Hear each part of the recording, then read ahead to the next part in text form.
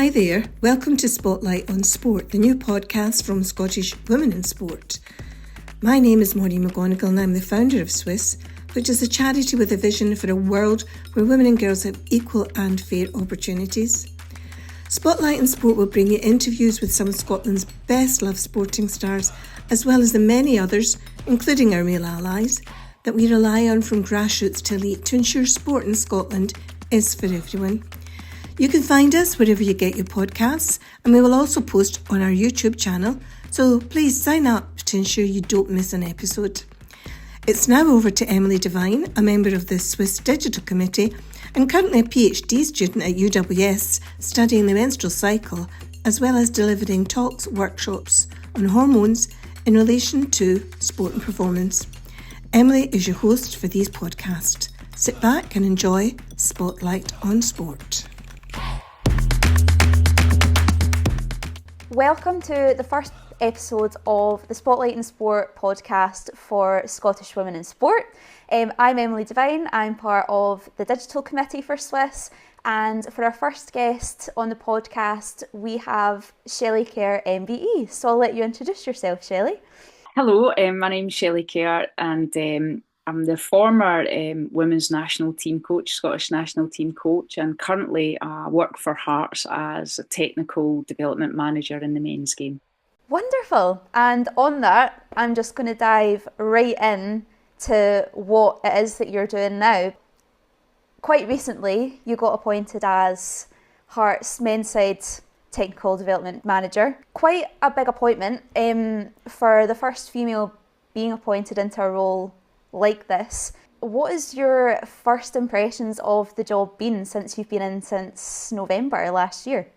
It's been really good. I think firstly, the club, I was doing consultancy work based on all the kind of various experiences I've had in football, and I was really enjoying it, doing a little bit of work for FIFA and providing various football services. So I really wasn't searching for anything. I was in a really kind of good place and great work to life balance. And then the role came up. I had a conversation, and obviously it's the club that I supported as a young kid growing up. And I've always had connections to the club.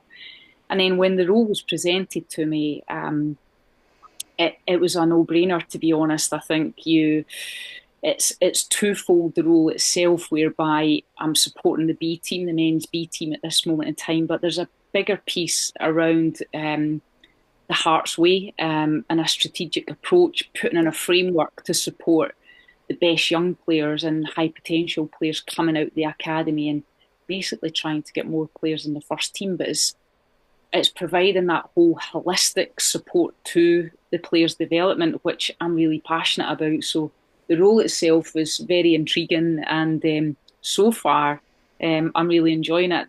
The club I've probably come across as being biased here, but I think there's a lot of good people at the club, and certainly I think it's got huge scope to develop those areas even further. So it's a fantastic role for me at this time in my career.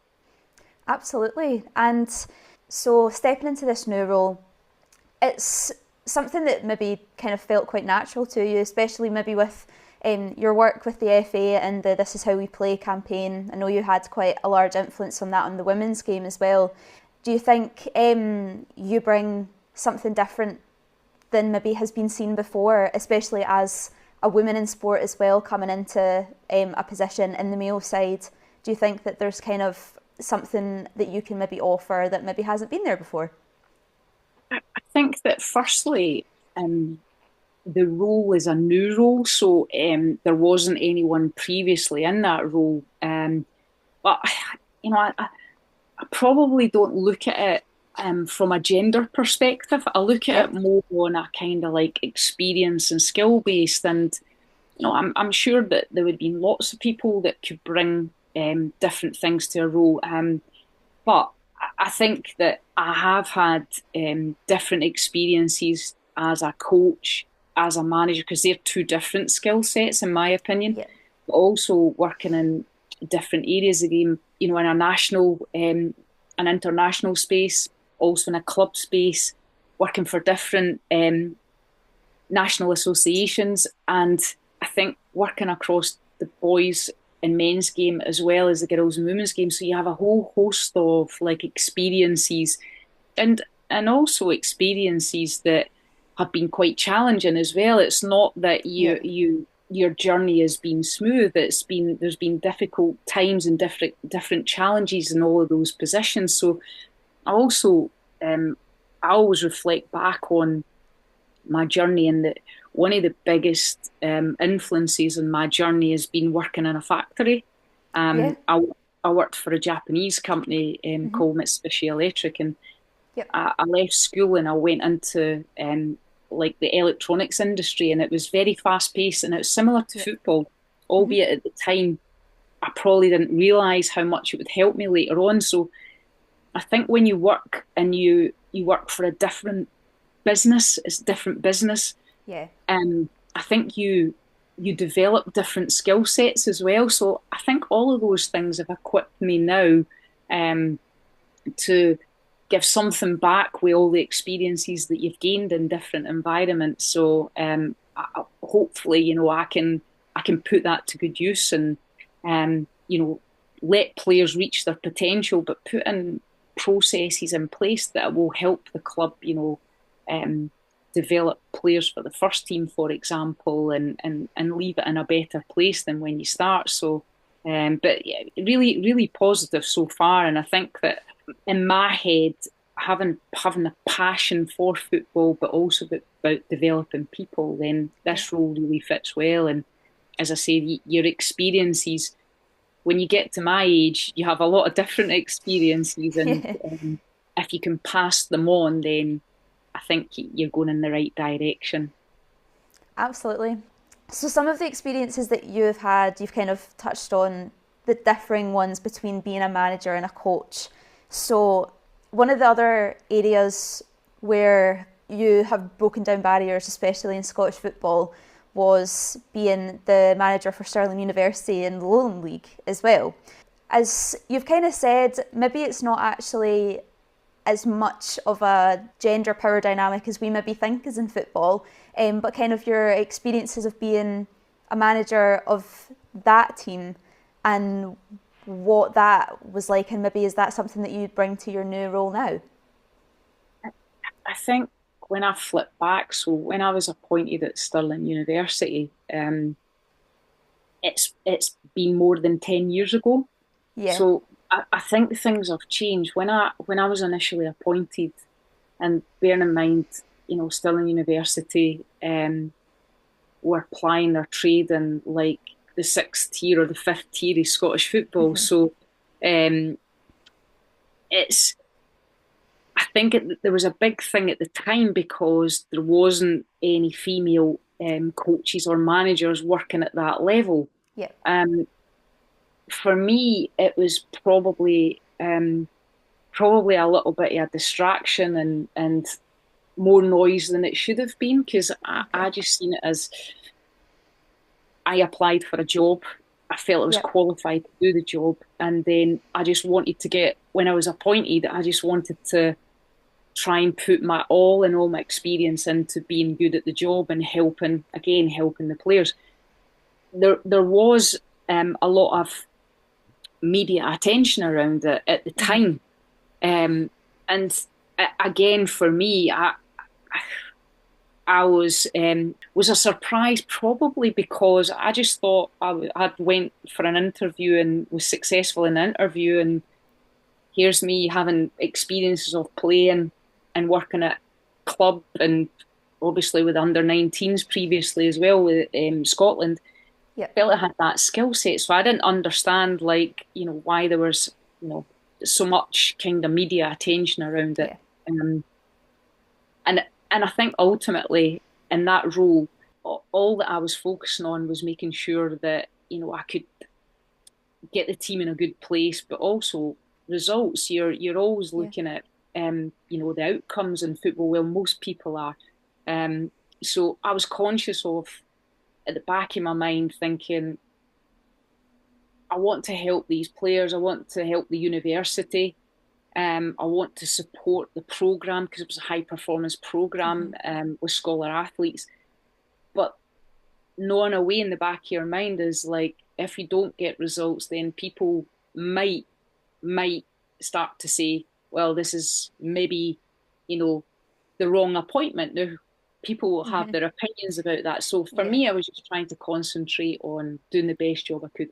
The one thing that really helped me going into that environment was the late Pete Billsborough, who was the director of sport at Stirling University, and sadly he's no longer with us. But I remember Pete Billsborough and Raleigh Gowrie, who was the performance manager at the time, saying, this university, Shelley, is all about developing people, and you're not any different. He said, so we're very supportive and we've hired you for a reason.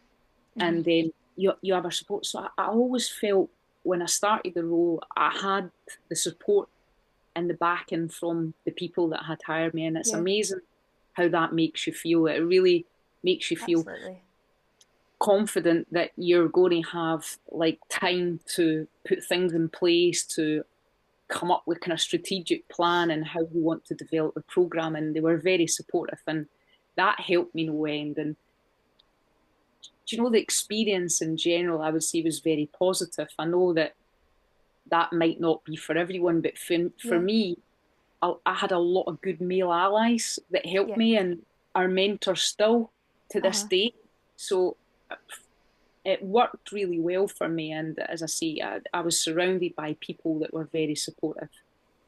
Yeah, absolutely. I think from what you've said so far, it seems really quite apparent that you've had a really amazing career in sport, and especially in a male-dominated sport, which, as you said, might not be the best environment for a lot of women in that, but I think it kind of highlights the need for having those male allies, because as you've said, you're a person that wants to develop themselves while also helping other people develop too, but having the people there to back you definitely has made that difference. I think when I was younger, when I first started playing football, there was many barriers in the way. And there was no real infrastructure in place for girls to play football, so you had the stigma of being called a tomboy if you wore a tracksuit then, and you had maybe some teachers that were trying to tear you from playing football. But I think always, probably when I was a kid, because I had such a passion and a love for football, it helped me become really resilient as a person. And you gather this inner strength when someone tells you, no, you can't do that, or you're not allowed to do it. Then it's almost like, no, I am going to do it. And you start to develop those kind of like, almost like the drive and ambition that you have becomes even greater. So that from an early age was very apparent for me. And of course there were many barriers at an early age for me. You can, in my opinion, you can choose to go like in different directions. You can choose the positive slant on it in terms of like, okay, builds up your resilience and you become stronger as a person, and you want to break down those barriers, or you can succumb to it. And I think on reflection, I reckon, women's sport, I mean, take football out of the equation, but women's sport in general, we probably lost a lot of females to sport because of that years ago. Yeah. And thankfully now I think things are changing slowly, but surely. Absolutely. Yeah, I think you can kind of see that, especially even in the media coverage that the female game, even just in football, gets now.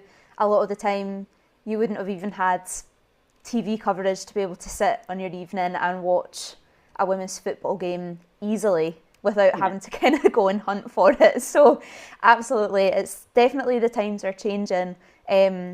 But as you say, there's the barriers there, and I think it's, if we can find that way to maybe help like the younger generation that are coming into it to understand maybe that mental resilience and the drive and ambition, and go for what you want, and don't let people tell you that you can't do something if you really want to do it. I think that definitely seems a lot more apparent. So hopefully in years to come we'll have a lot more Shelley Kerrs kicking about as well. But yeah, so basically as well, the kind of people from the university and things that were there to kind of back you up, how did you feel? Was there any kind of like backlash or anything from that from the players? How did you find the kind of day-to-day running of being a manager at that club, or was it that you were their new manager and that's kind of how that went? I think the university role, they operated within certain values and behaviours, and I think that the one thing I would say is they were very, very respectful.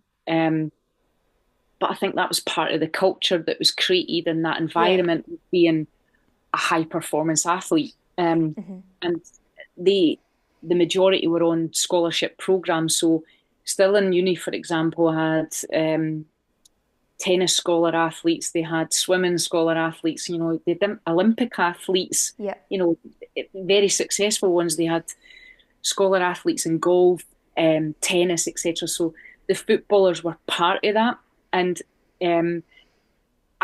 I never had any challenges at all in terms of the players being receptive. And I think, you know, you have to earn respect, but I think that they knew why I was there. They knew I was there to help them. I was studying academically as well. I signed up to do a master's degree. So yeah, I had a little bit of empathy with them because they were going through a similar process. They were being yeah, scholar athletes as well as studying academically and playing football at a reasonable level. So, yeah, and I was the coach and the manager of this program, and I was doing something similar. So, yeah, but I have to say, in the main, I probably wouldn't have left that job if the Scotland job hadn't have came up. I enjoyed it that much. It was yeah, such a vibrant place, but you were surrounded by like-minded thinking people around yep, the development of young athletes. So, you know, you would pick up on ideas from the tennis coach, from the golf coach, and it was a fantastic environment to be in. But in terms of, you know, an answer to your question around the players, is I had a really good relationships with the players and a real good connection with them. And I think part of the reason was, you know, I was doing something similar, so I had an yeah, understanding, but also your experiences as a coach and a manager as well. And I was very driven to try and get those scholar athletes back into the professional game, because a lot of them yeah, had came out of contracts and they had been released from clubs. So you're almost trying to develop more confidence in them again. So, yeah, and I knew that's why, you know, what I was there for, to try and help them in that process of getting back on track. yep, absolutely. Thinking now, so we've kind of spoken about kind of what you're up to now and a little bit about your background, but also you kind of mentioned there, but I'm going to ask a little bit more about it, about your masters that you did as well at Stirling. So that was in sport management. How did you find the kind of uni experience while you were also being a coach and manager?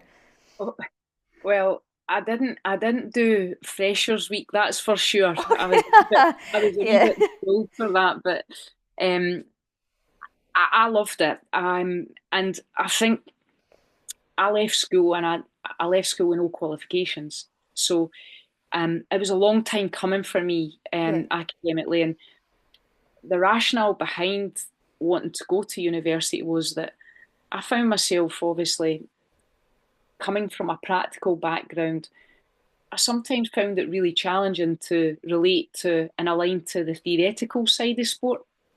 And it was something I felt maybe was going to hold me back.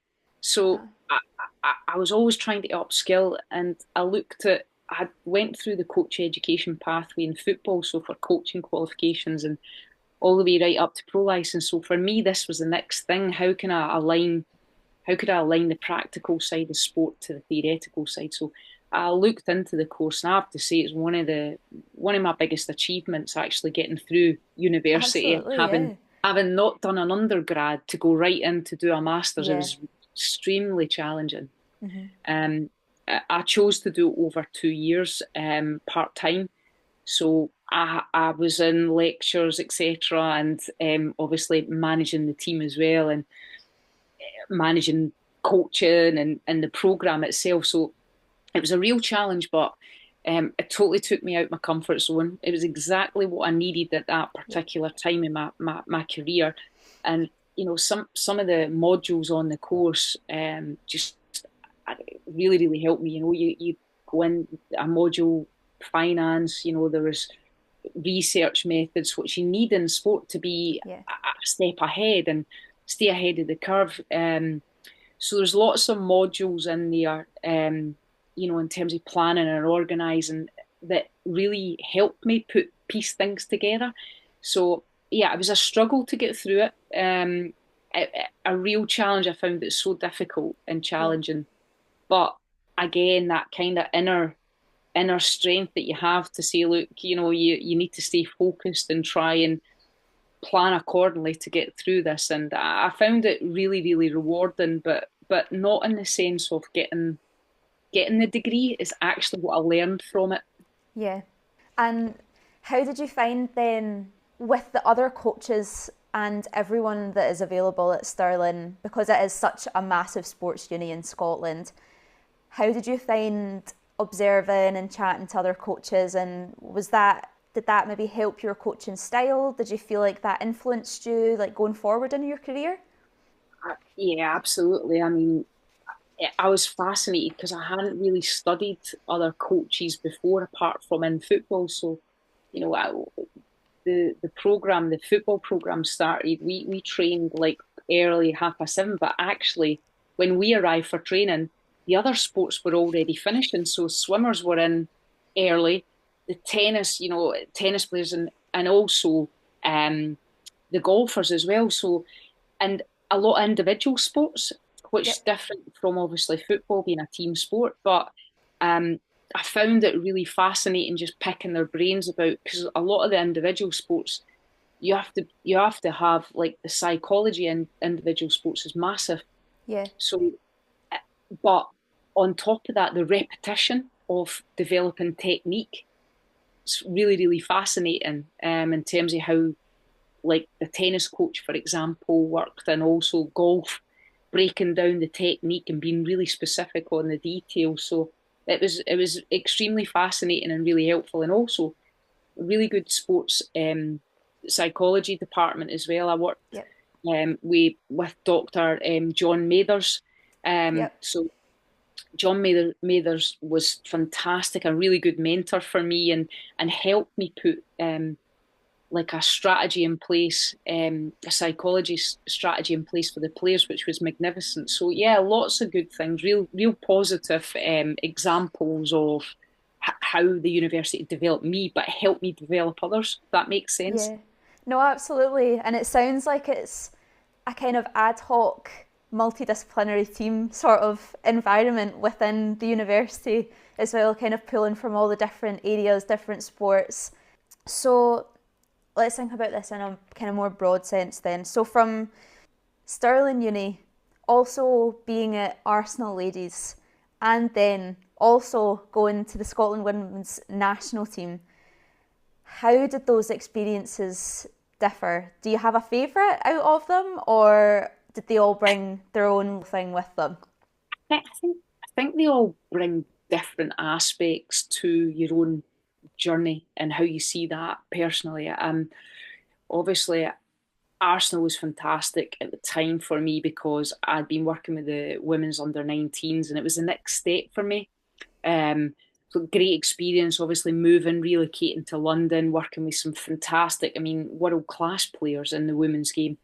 Then, you know, flipping back into the boys and men's game, working at Stirling, and then, as I said, I had no intentions of leaving Stirling, but obviously the Scotland job came along, and it's something when you're fortunate to play for your country, you dream of playing for your country, but when you're a coach and you get into coaching and managing, then obviously that was at that time, it was probably the pinnacle for me, getting an opportunity to lead obviously a country as manager, especially when you'd done it, as a player and also with under 19s. So as I say, it wasn't something people look at my journey and think, oh, maybe Shelley's had this plan. It's not been like that. Yeah. It's pretty much been around trying to develop, trying to get better, and each of the jobs that I've had, and then sometimes it's about timing, the right time when you take on a job, but also it's a feeling that you have around, is this right for me? Am I right fit for it? And so you've got to have those considerations. So they've all been really different experiences, and you reflect back on them, and you learn heaps about every single situation. To say, has there been a favourite? I guess you'll probably touch on it, but obviously the team to the first ever World Cup was massive, but equally, conversely, the next cycle you failed to qualify for the Euros, so there's a disappointment of that as well, and that's sport, unfortunately. You're never fully in control of anything. You can only influence things to a certain degree. So you've had the major kind of elation of qualification, but then when you don't do it equally, it can drain you, and you have that kind of that feeling of almost like you're a failure, because you're the one that's at the helm. That's what happens when you're in management positions. Sometimes you take it personally, sometimes it's easier to get over situations that you find yourself in, but I do think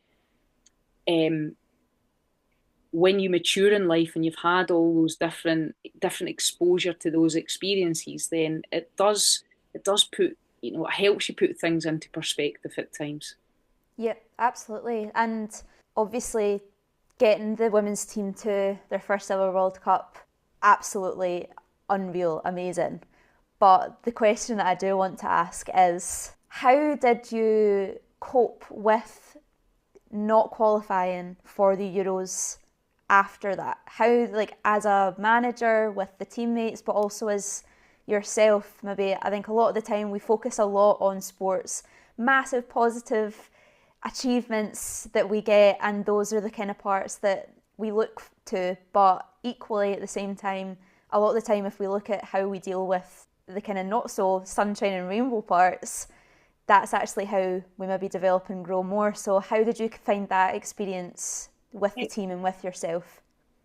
There's no doubt it's tough. Those are the tough moments in sport, and you obviously have to face a bit of criticism because you're the one that's at the helm, you're the manager of the team and the coach. But there comes a point where you reflect, you evaluate, you look at things that perhaps have went wrong. You look at things that you could try and do better, but that needs to be as a collective as well.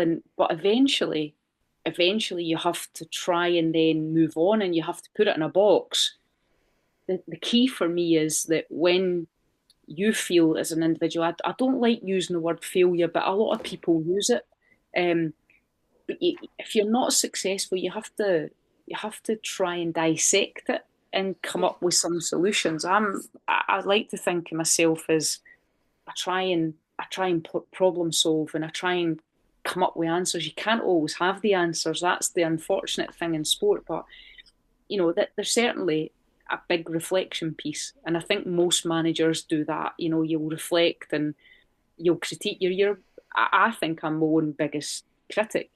And that's the way it's always been for me. I'm very critical of myself. So, but there is a point where you have to just put it in a box and move on. You can't dwell in it forever because you have to be ready for what's next. Yeah. But there's no doubt at the time you feel it. as much as I'm very process driven, you're process driven because you want to get the right outcome. So, Yeah. I like to win. I've Yeah. always been like that Yeah. from a very early age. So, and at everything, I'm very competitive, and Yeah. I'm still competitive to this day. So, Absolutely. that never leaves you. So, of course, Yeah. there's always that disappointment, but you can't be disappointed forever. You have to move on. Yep. Absolutely. And I guess you would have experienced that a lot through your career as a player, a coach, manager. Were there any kind of ways or ways now can kind of remove yourself maybe from the situation to take a bit of time for yourself out with the sport? Is there anything that you do or any kind of tips on how you manage that? It's probably something that I've got better at as I've got, more maturer and went through a lot of challenging times. I think that you have to go through them. What I would say, and if I was giving anyone advice now, I would say that definitely you have to reflect massively. You have to evaluate yourself. Think, of those moments where you think you can make a difference. But also, I think the coping mechanisms is a network of your family is really important to you. But people that are not going to always agree with you, I think for me, I surround myself with like people that are going to be honest with me. Yeah. And I think that's one of I think integrity is a good word to use. And I think you have to have trust with people, but honesty is massive. Like having that honesty around you and your circle of people is really, really valuable. So, and those kind of coping strategies, I would say, when you face challenging moments, don't take it too personally. Try not to take it too personally. Even sometimes it's hard, Mm-hmm. but also being able to switch off is something I haven't been good at up until Yeah. maybe the last like 2 or 3 years. I think you have to kind of like look at your inner self and the people that are nearest and dearest to you, the people that support you. That's the people that you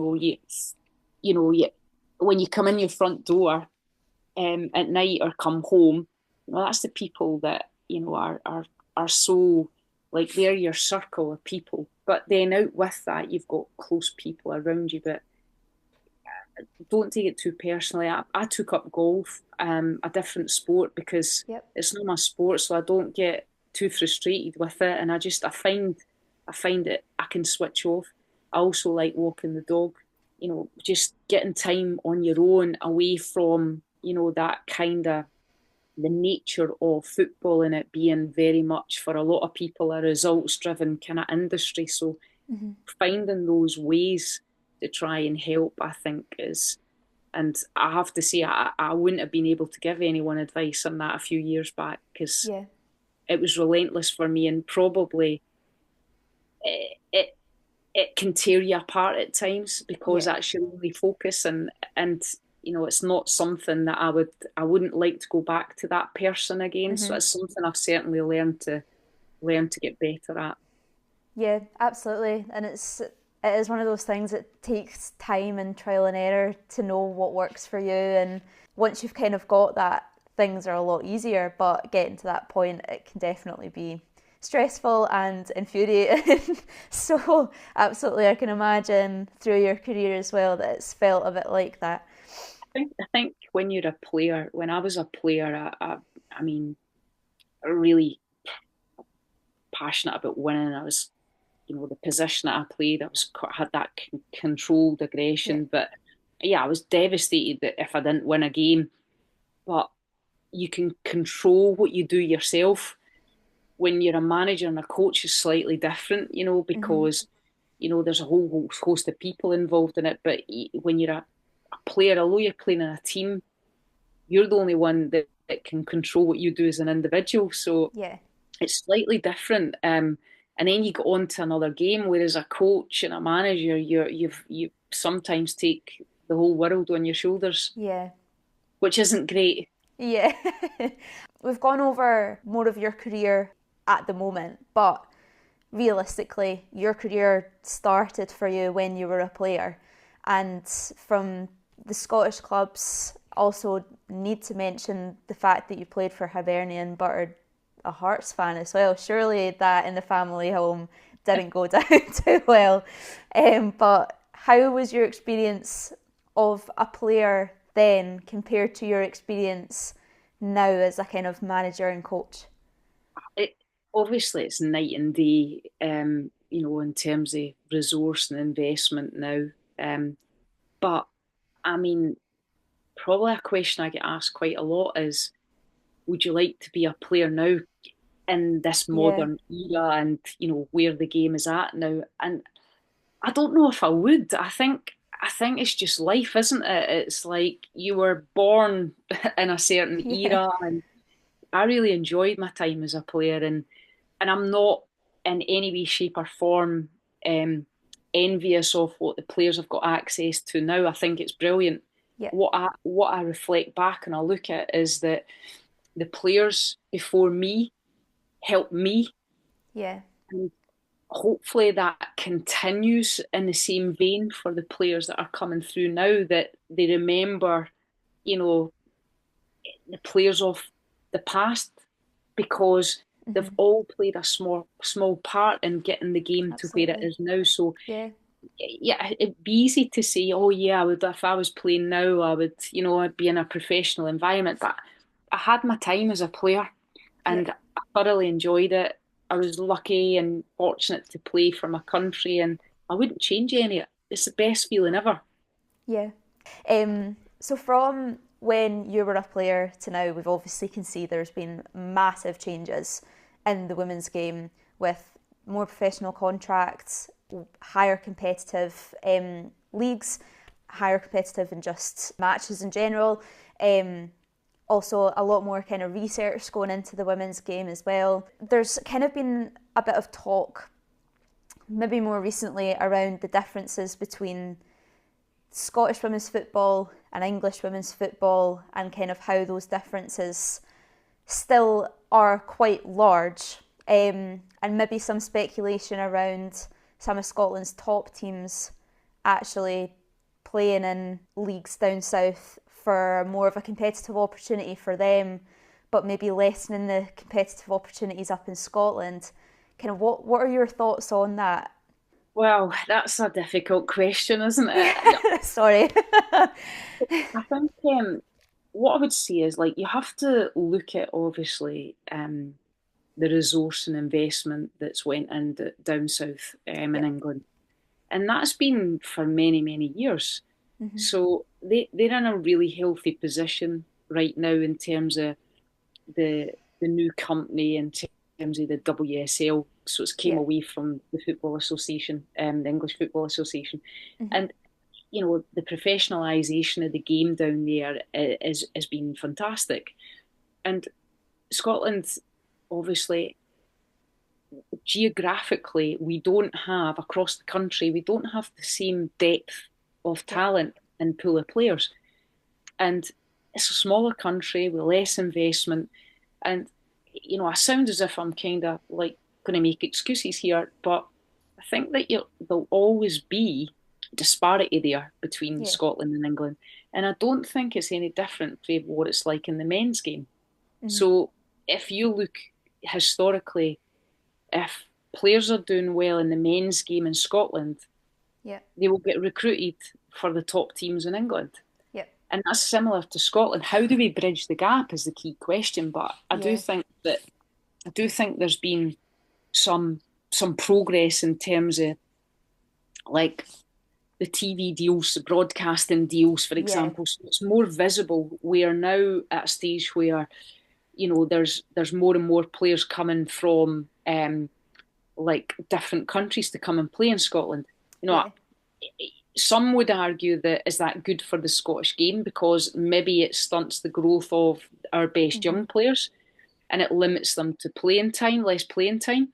But the fact that it's an attraction now, and you Hmm. can come into Scotland, you can come and play in Scotland, and you can get a professional contract. Well, I think that's a real positive.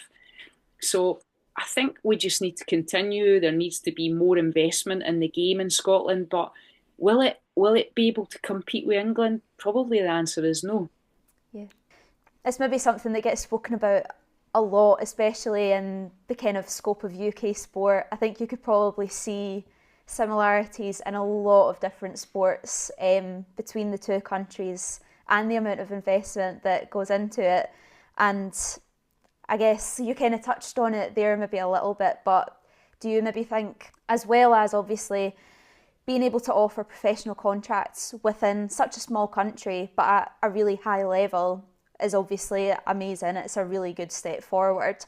But should we be maybe putting more into development pathways, academy players, so that players from Scotland then maybe, instead of Scotland being this massive powerhouse, the players can then go on to better things?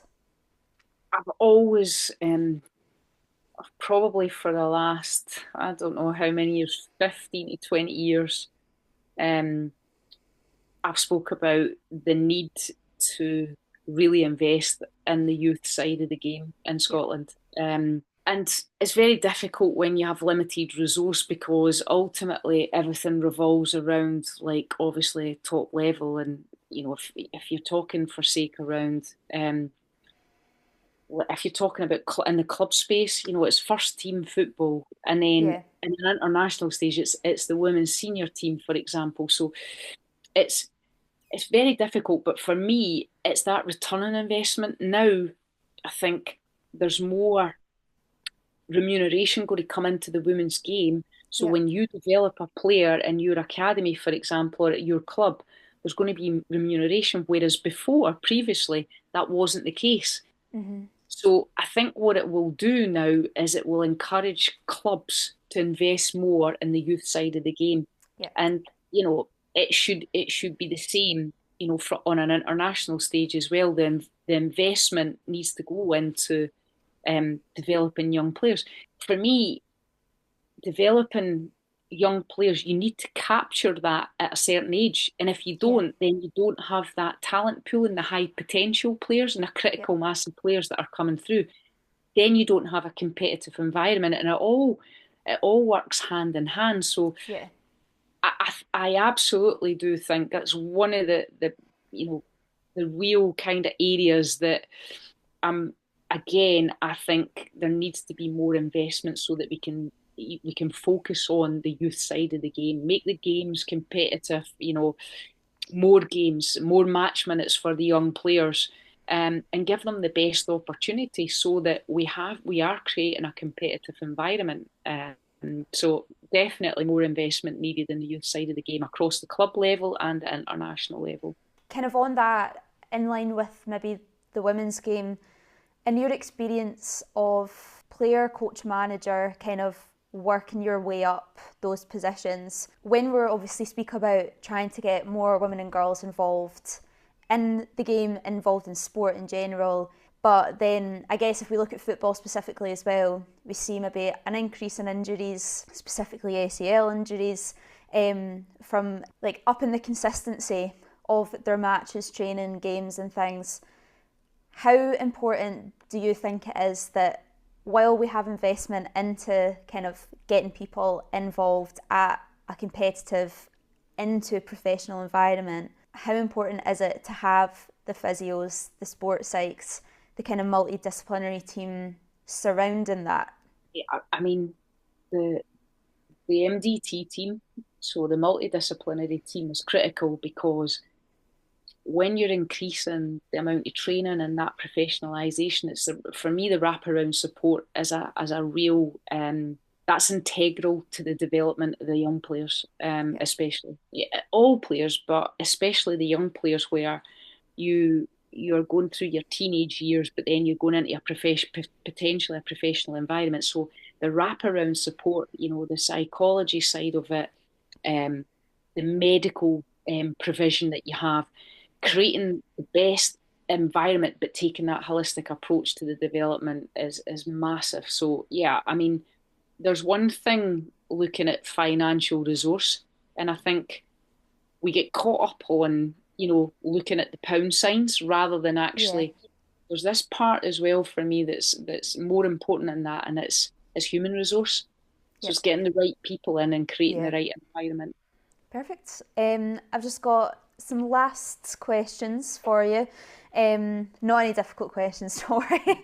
But I think I might know the answer to this. If it wasn't football for you, what would it have been? Or what would you have wanted your career to be in? Whether in sport or in something completely different? What do you think it would be, Emily? I'm going to go off of that purely from the relationship with John Mathers. I think he could talk anyone into wanting to play golf. So, Yeah, it's a fair shout, but I probably so if it wasn't football,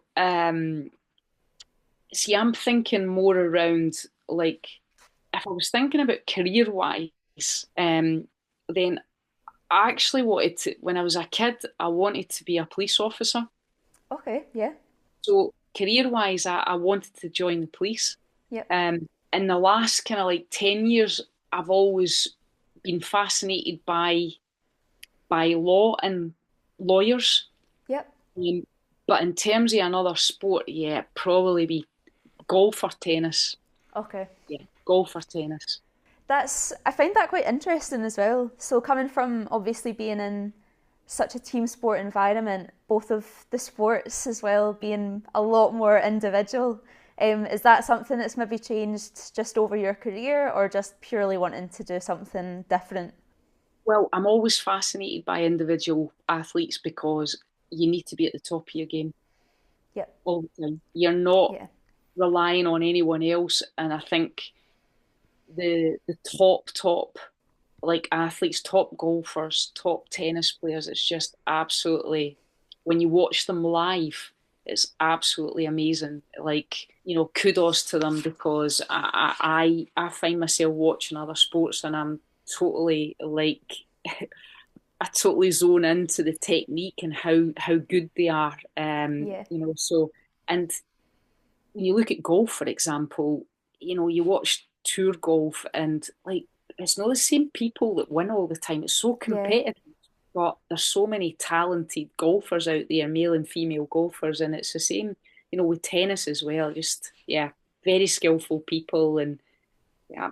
So I not a team sport for me. No another Yeah. team sport. It would be individual and Yeah. probably golf or tennis. Amazing. And will we maybe see lawyer Shelley in the next couple of years as well? A little bit of a career change or maybe Oh, not quite?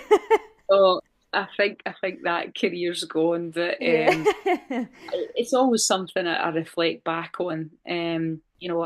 As I say, I was desperate to join the police, and um, Yep. but listen, I thank my lucky stars that I've been involved in football and I'm working full time in football. It's amazing. Absolutely. And you've had an absolutely incredible career as well. The very kind of finishing part of this episode would be, can you give us 3 words or a short phrase on what you think the future holds for women's sport in Scotland? Growth, equality, and opportunity.